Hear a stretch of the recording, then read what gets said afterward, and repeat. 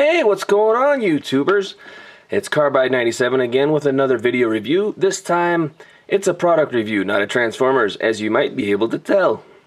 This is a review of the OtterBox Defender for the iPad 1, or I guess 2, 3, and maybe the 4. I really don't know. I have the 3rd generation.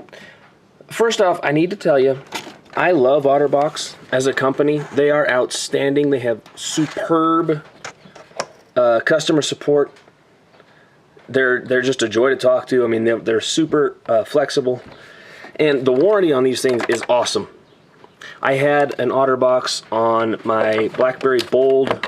It was a 9000, whatever that was, 5 years ago, 6 years ago, something like that. And anyway, it was fantastic. It was the best protector I'd ever seen on a phone. I mean, I worked with concrete, and the thing dropped into a bucket of concrete. I chucked the thing across a runway, and it was fine. It had like 4 layers of protection instead of just the 3 that these have, and it was awesome. And the protection that these offer is fantastic.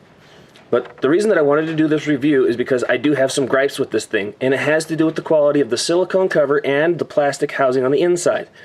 They're not flawless, as you would expect, but thanks to their wonderful warranty, which I don't know if it shows anything here on the back, but it is a bulletproof warranty, and I do plan on getting this replaced again. But anyway, I'm gonna take this thing out of the box real quick because it's an ugly process, and I will be right back.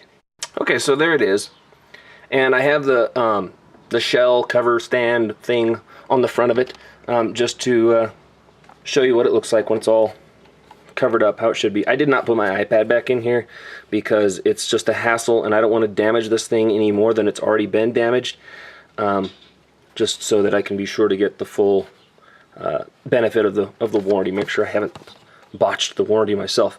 Anyway, so you know, you can just take this off. If you haven't seen this before, there are other reviews of it, but this is a pretty handy little detail, little feature. You can take this off of there, and inside it has this stand. You can pull that up, flip it up like that, and then you can set your iPad inside of it and read it like that. You can also turn it around the other direction so it's at a better incline as such, so you can use the on-screen keyboard. It also has these little nubs on the inside here and one on the other side. Actually, it's just this thing, this barrier here, so that you can take it and set it up long-wise like that. So then, you know, if you have a book, it's easier to read that way. The other side, it doesn't really, it doesn't do anything. It's pointless. Now, down to the quality of the plastic. If you look here at these hinges, let's see if I can get a good light in here.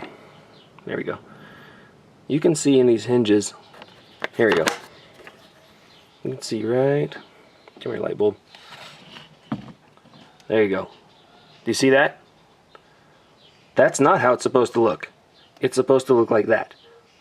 That, no. This, yes.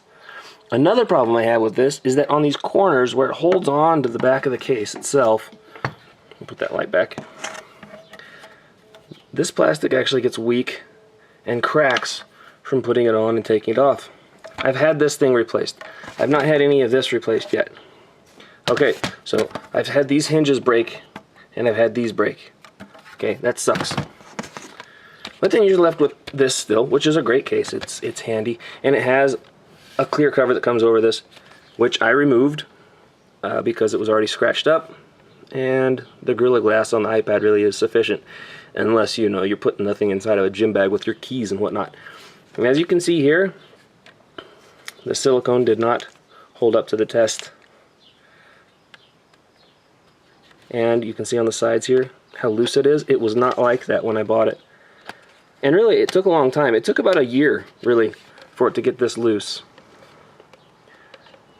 And there is a way that you can fix this, supposedly, if you take this silicone cover and you drop it into boiling water, and then take it out. I don't know exactly how long you're supposed to leave it submerged. It will shrink up.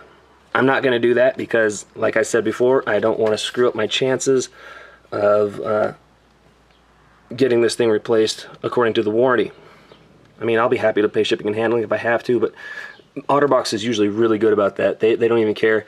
They're just so concerned about customer satisfaction that they'll pretty much bend over backwards to make sure that you get what you need. And I think all companies should be like that. OtterBox really is an exemplary company. So, you know, you can take this off. And this is how you're going to have to, if you get one, to put your iPad in. And you have the shell.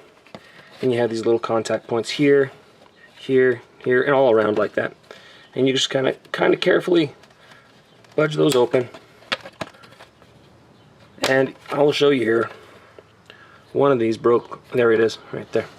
That one broke off, which is not, you know, unusual really for this kind of a plastic. It's not a super flexible plastic, and it has to have some sort of rigidity inside of it to, you know, keep the iPad from bending really hard when you drop it. But anyway, you just put your iPad inside here, set that other shell on top, put your silicone cover around it, and then use your case however you want. So that is the basic video review of the OtterBox Defender for the iPad 2nd, 3rd, and I think maybe 4th generation. Overall, I'm pretty pleased with it, but considering the price range runs between $60 to $80 depending on where you buy it, I'm not